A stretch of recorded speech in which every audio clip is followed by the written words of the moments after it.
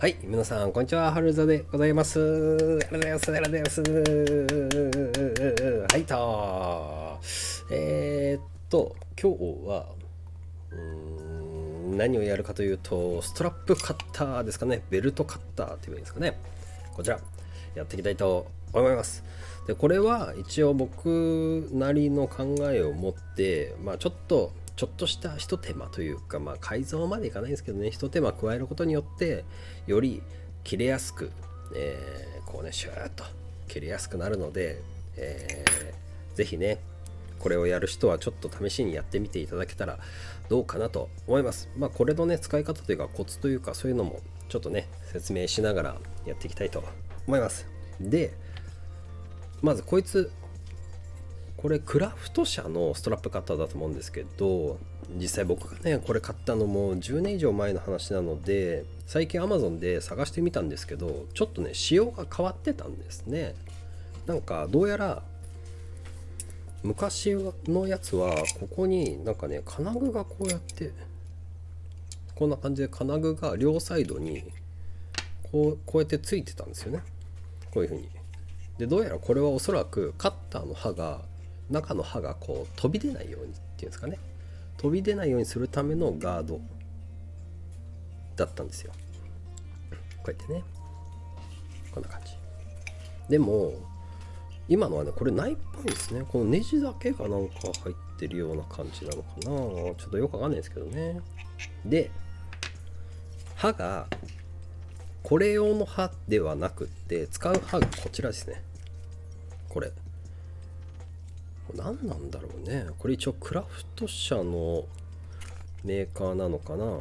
ストランダー替え刃って書いてあるな。これ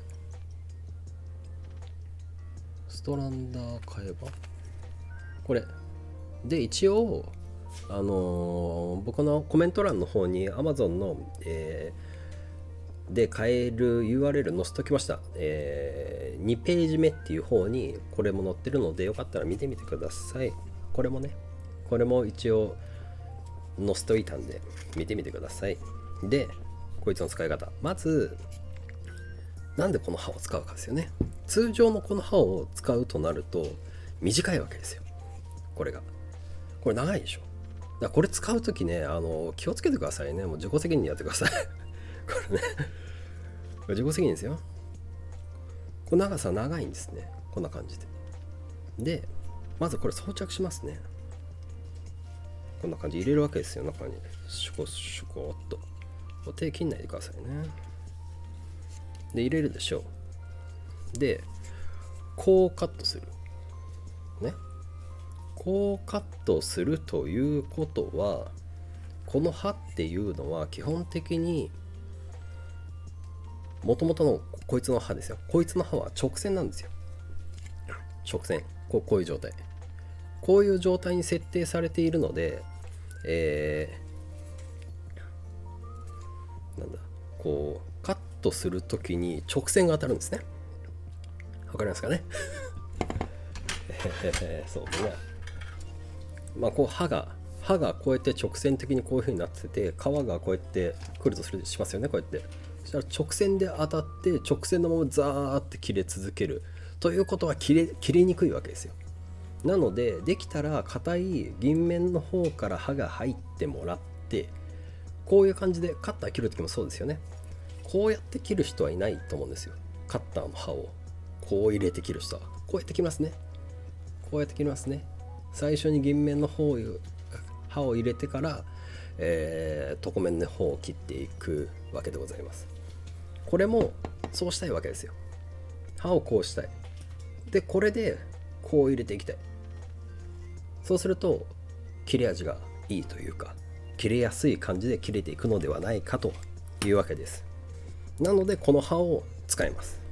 でこの刃を使うのにあたって、まずはこの向きで使いますね。こうってことは、こっち側が銀目になりますね。こっち側が銀目になって、こっち側が床目になるわけです。ってことはこうですね。こういう感じ。こうやって斜めにさせます。でこういう感じにして、この状態で固定できたらば、これがこっちからか、こっちからシューっていったらば斜めになってるんで切れやすいですよねっていうことでございます。なのでこのまんまこのネジを上だけに入れます。でもしこれがついてる方がいるんだったらば、これがここにこうやって固定して、こういうふうにね入れてあげればいいわけです。入んないぞ。もっとちょっと待ってね。こんな感じかな。こう入る位置探してくださいね。これで入るね。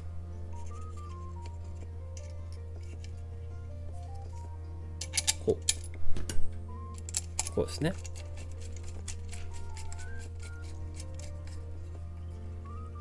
こういう感じです。でちょっと斜めにさせときたい。こんな感じかな。でこっちは固定しなくてももうこれ以上動かないので、これで大丈夫です。であれが長いので、刃が長いので、こう切ってるうちに切れ味が悪くなったら、この刃をできるだけこう余すことなくこう移動させて使ってあげてください。ただ刃が出てるんで、こうやって出てるんで絶対手切らないように気をつけてください。こうちょっと刃を斜めにさせておく。じゃあ実際に、切ってみましょう。で切るにあたってこれ設定どうすればいいのって話なんですけど、両方ともギリギリにしてあげてください。こっちもまあギリギリ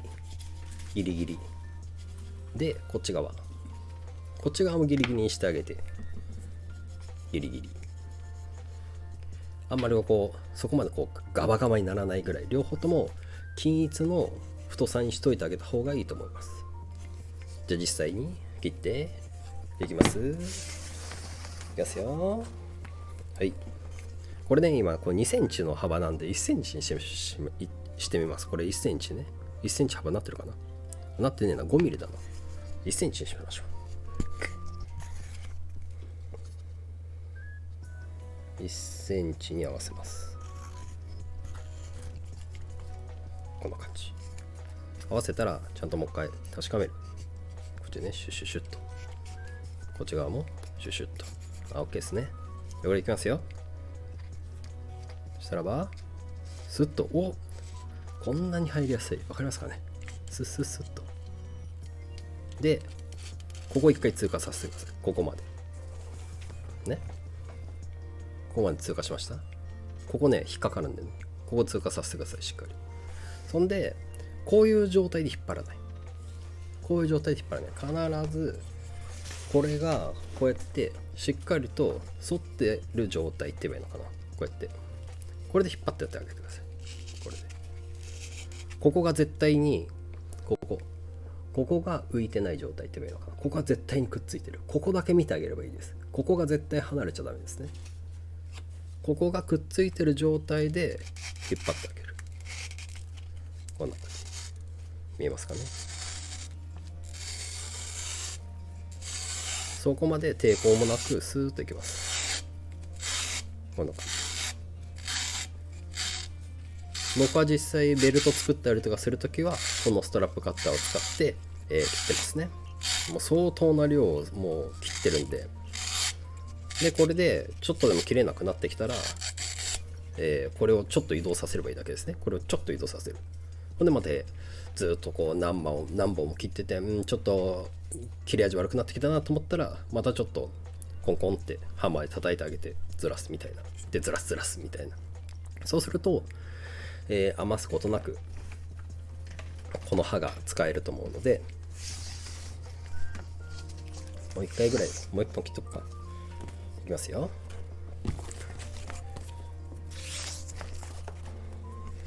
こうね、こうですね。スッともうスッと入っていきます。でここ気をつけてくださいね。ここはこうですね。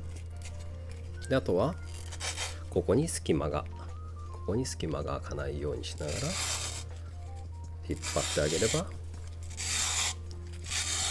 もう全然楽ちんですね。そんなに力もいらない。でちなみに今これやってるのは単炉の 1.6 ミリかな、 1.6 ミリを切ってます。結構単炉硬いんですけど、こんだけ隙間いた、こんだけ力なくというかいけるので、まあこいつ結構使えるんじゃないかなと思うんですよね。どうしてもこの刃がこうまっすぐの状態でこの皮をこうやって入れようと思ってもなかなか入らないというか、まあ、先っちょねちょっと切ってあげたりとかしたら入るんですけど、やっぱり斜めにしてあげてた方が、まあこう切れやすいわけでございますっていうね感じでございました。今日は、ストラップカッターですね。ストラップカッター、ベルトカッターっていうんですかね。これもクラフト社のやつですね。これもクラフト社のやつでございます。これねコメント欄に書いてあるんで、ストラップいっぱい使うなとか、ベルトこれからちょっと作ろうかなと思っているよという方は、僕も全然これ活用してるので、長いのをカッターで切ろうと思ったらめちゃくちゃ大変です。まっすぐ切るってまあ無理なんじゃないかなと思うぐらい結構難しいので、こいつを活用してこういうね、レースというかベルトもいっぱい作ってあげてください。というわけで今日はね短い動画になったんじゃないですかね。よかったですね。では次回また何やるか分かりませんが、もし何かあれば、リクエストいただけたらと思います。ではまた次回、ありがとうございました。さよなら。